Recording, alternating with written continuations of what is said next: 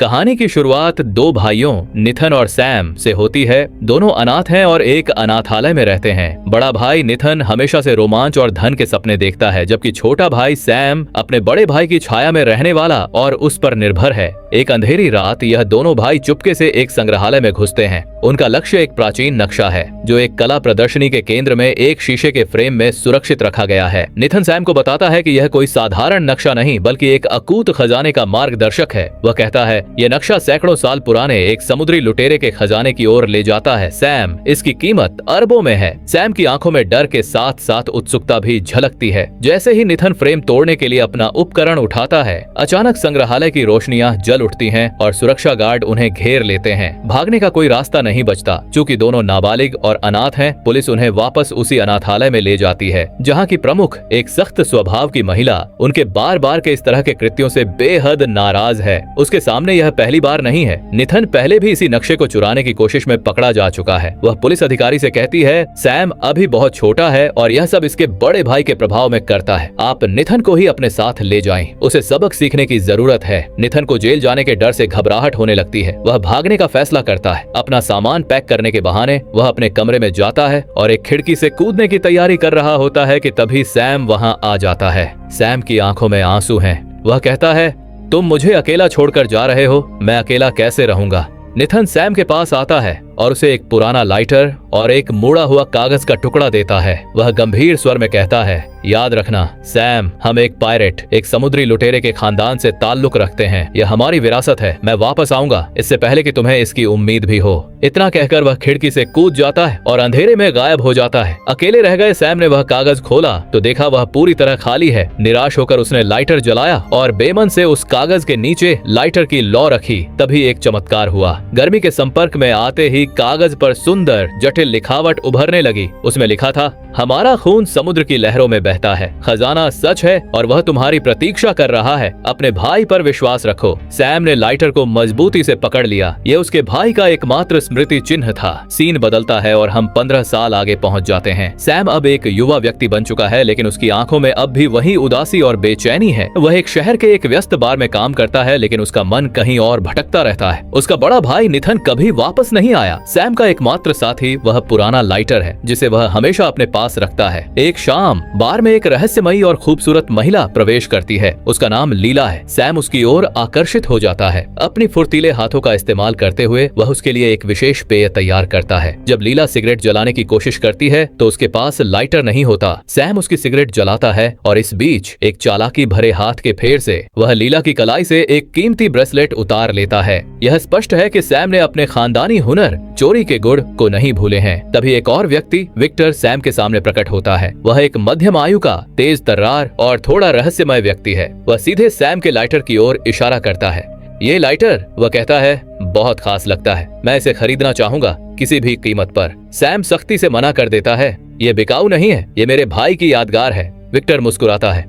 ठीक है, तो शायद तुम्हारी दूसरी चीज में दिलचस्पी होगी। तुम्हारे भाई की लोकेशन मुझे पता है कि निथन कहाँ है। ये कहकर वह बिना किसी और बात के चला जाता है। सैम हैरान रह जाता है। उसने अपनी जेब टटोली जहां उसने लीला का ब्रेसलेट रखा था। ब्रेसलेट गायब था और उसकी जगह विक्टर का बिजनेस कार्ड था जिस पर एक पते का निशान था। सैम को एहसास हुआ कि विक्टर न केवल उसकी चोरी का पता लगा चुका था बल्कि उससे भी बड़ा चोर निकला। अगले ही पल सैम विक्टर के दिए पते की ओर निकल पड़ा। विक्टर का घर एक संग्रहालय जैसा था जहाँ दुनिया भर की दुर्लभ और कीमती वस्तुएं सजी हुई थीं। लेकिन सैम की नजर सीधे दीवार पर टंगे उसी नक्शे पर पड़ी जिसे चुराने की कोशिश में उसकी और निथन की जिंदगी बदल गई थी। मुझे पता था तुम आओगे, विक्टर की आवाज पीछे से आई। सैम मुड़ा। विक्टर ने जारी रखा, यह नक्शा सिर्फ कागज का टुकड़ा नहीं है। यह क्वीन एंस रिवेंज नामक जहाज का मार्ग है जो सैकड़ों साल पहले एक भयानक तूफान में लापता हुआ था। कहा जाता है कि वह जहाज सोने, हीरों और ऐतिहासिक कलाकृतियों से भरा पड़ा है। इसकी कुल कीमत 500 करोड़ से भी अधिक है।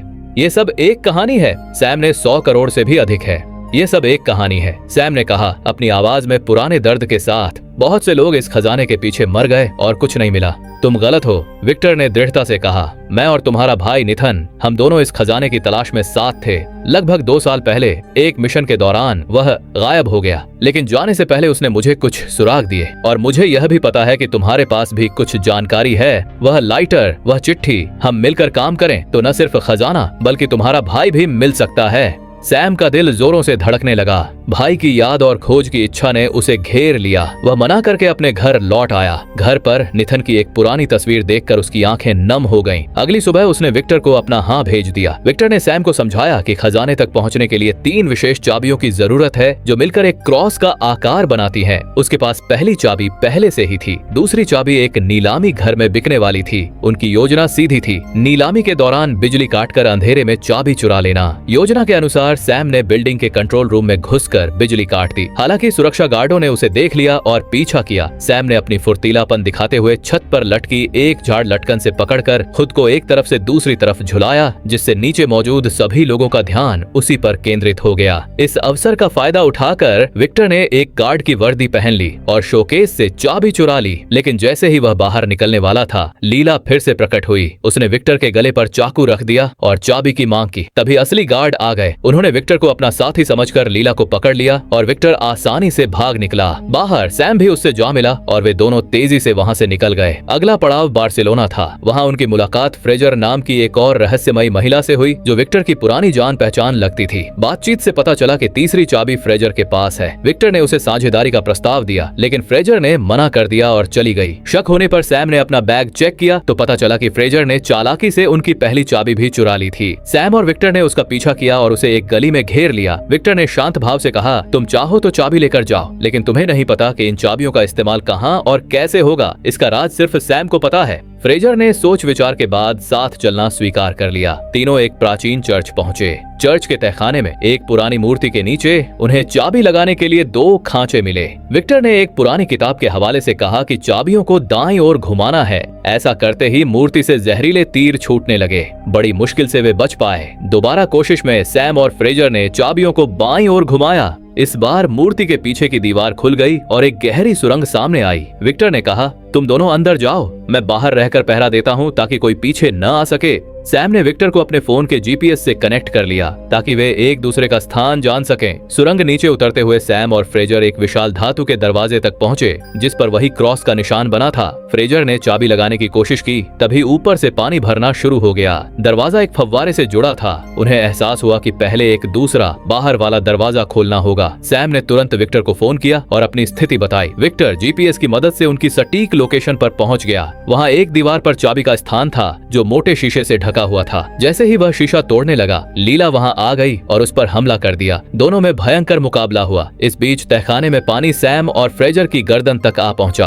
आखिरकार विक्टर ने लीला को बेहोश कर दिया और चाबी लगा दी। तहखाने का दरवाजा खुल गया और सैम व फ्रेजर बच निकले। अब आखिरी दरवाजे का वक्त था। दीवार पर बने निशान से सैम ने समझ लिया कि इसके लिए दोनों चाबियों को एक साथ जोड़कर एक नई कुंजी बनानी होगी। विक्टर को शुरू में भरोसा नहीं हुआ, लेकिन कोई चारा न देखकर उसने अपनी चाबी दे दी। सैम ने दोनों चाबियों को जोड़ा और उस जटिल कुंजी को दरवाजे में फिट किया। दरवाजा खुल गया। भीतर प्रवेश करते ही उनकी निगाहें 4 विशाल मिट्टी के घड़ों पर पड़ी। उन्हें लगा कि खजाना इन्हीं में भरा होगा। विक्टर बाहर से बेताबी से पूछ रहा था। सैम ने फ्रेजर को अपने कंधे पर बैठाया। फ्रेजर ने एक घड़े का ढक्कन हटाया तो अंदर सिर्फ नमक था। निराशा छा गई। तभी अचानक वे सारे घड़े टूट गए और उनके भीतर से एक रोल किया हुआ चर्म पत्र निकला। असली नक्शा। सैम ने उसे उठाया ही था कि फ्रेजर ने पीछे से पिस्तौल तान दी। माफ करना सैम, उसने कहा, मुझे तुमसे कोई दुश्मनी नहीं, लेकिन विक्टर एक धोखेबाज है। उसने तुम्हारे भाई को भी धोखा दिया था। इतना कहकर उसने सैम के सिर पर पिस्तौल की मूठ मारी। सैम बेहोश हो गया। फ्रेजर नक्शा और दोनों चाबियां लेकर चली गई। जब सैम को होश आया तो विक्टर उसके पास था। गुस्से में सैम ने अपने भाई के बारे में पूछा। विक्टर ने एक गहरी सांस ली और कहा, सच ये है कि हम दोनों खजाने की तलाश में थे, लेकिन लीला और उसका गिरोह भी उसी खजाने के पीछे था। एक झड़प में तुम्हारा भाई निथन लीला के हाथों मारा गया। सैम का दुनिया टूट सा गया। वह चला जाना चाहता था, लेकिन विक्टर ने रोक लिया। तुम्हारा भाई चाहता था कि उसका सपना पूरा हो। हम उस खजाने तक पहुंचे सैम, तुम्हारे भाई के लिए। दुख और बदले की भावना से भरकर सैम ने हाँ कह दी। दूसरी ओर फ्रेजर लीला के सामने थी और ये पता चला कि दोनों एक ही शक्तिशाली और बेरहम गिरोह प्रमुख के लिए काम करती थीं। फ्रेजर ने नक्शा और चाबियां अपने बॉस को सौंप दी। बॉस ने खुश होकर फ्रेजर की तारीफ की और लीला को उसके अधीन कर दिया। इससे नाराज लीला ने पलटवार किया उसने अपने ही बॉस का गला रेत दिया। फ्रेजर ने अपनी जान बचाने के लिए एक प्लेन में रखी कार में छिप गई।